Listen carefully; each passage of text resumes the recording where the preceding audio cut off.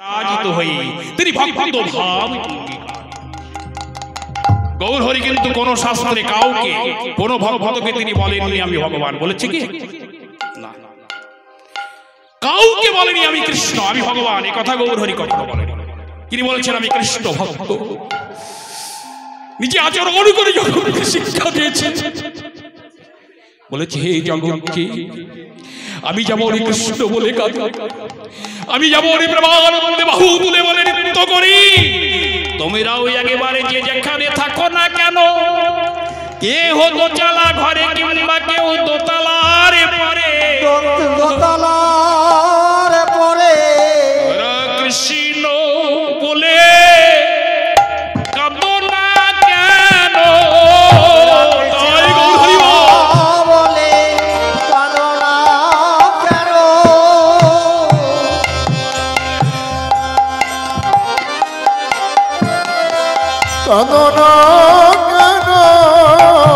একেবারে প্রেমানন্দে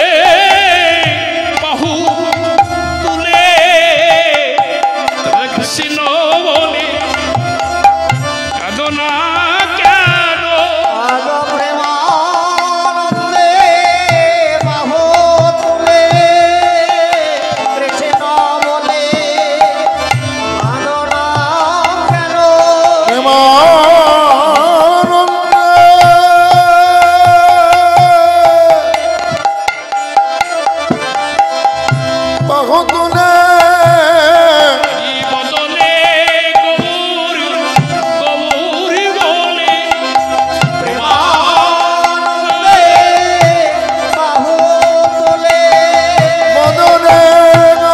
কাঁদো না কেন,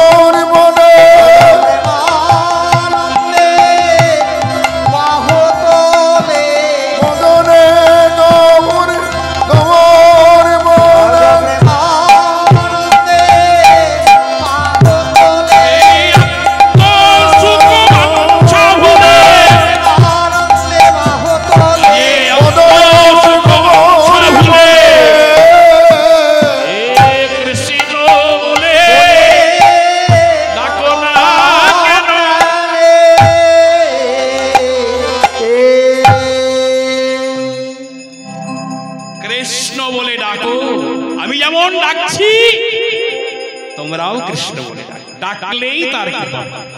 কে নিজে আচরণ করে জগৎকে শিক্ষা দিয়েছে। প্রশ্ন করতে পারে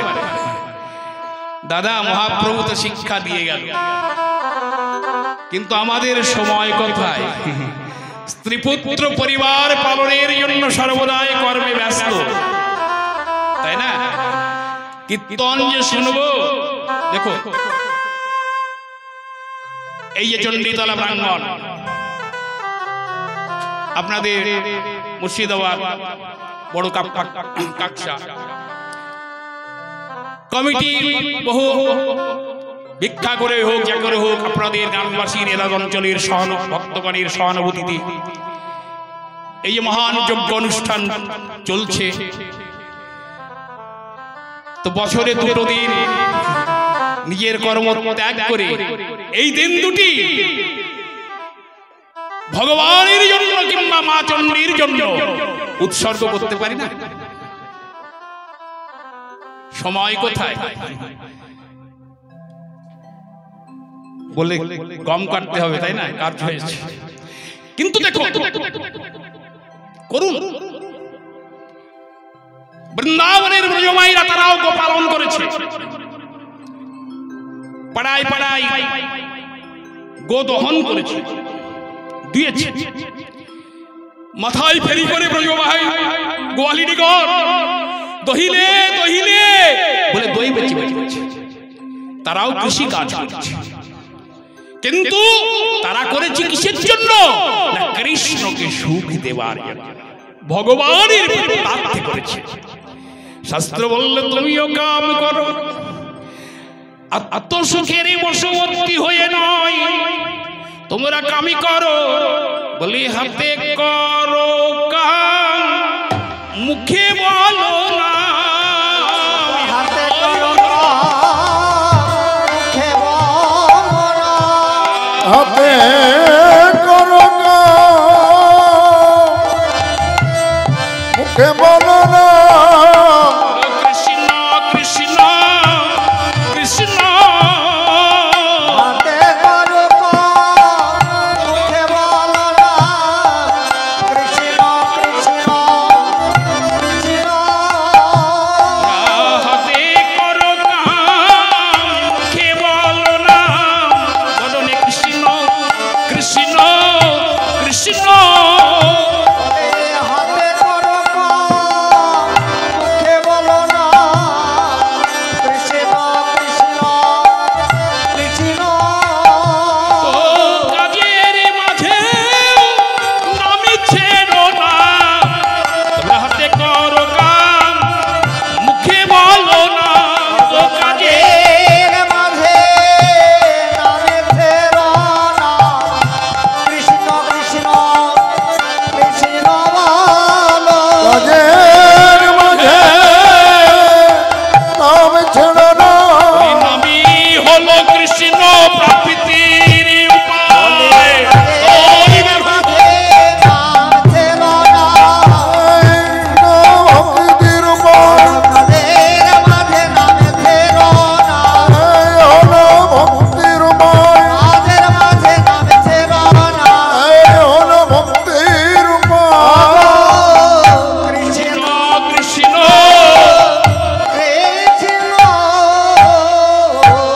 মহাপ্রভু একদিন রায় রামানন্দকে বলেছিলেন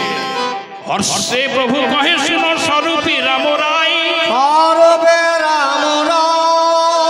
কলো নাম সংকীর্তন পরম উপায় পরম উপায় বলি হত জীবের নাম ছাড়া কালো নস্তে বনস্তে বনস্তে গতিরন্যথা এই কৃষ্ণ নাম কোন কৃষ্ণ নাম তারক ব্রহ্ম হরি নাম যেটা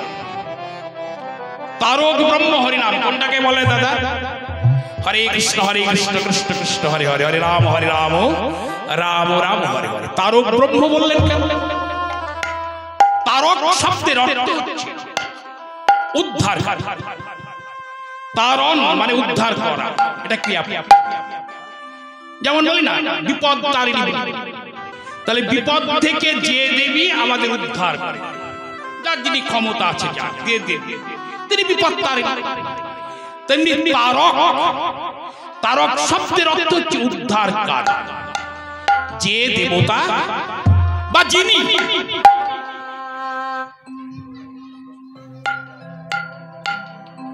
উদ্ধার করেন তার নাম হচ্ছে বলা হয় তারক তা সর্বৈশ্বর্যপূর্ণ পরম ব্রহ্ম ভগবান তিনি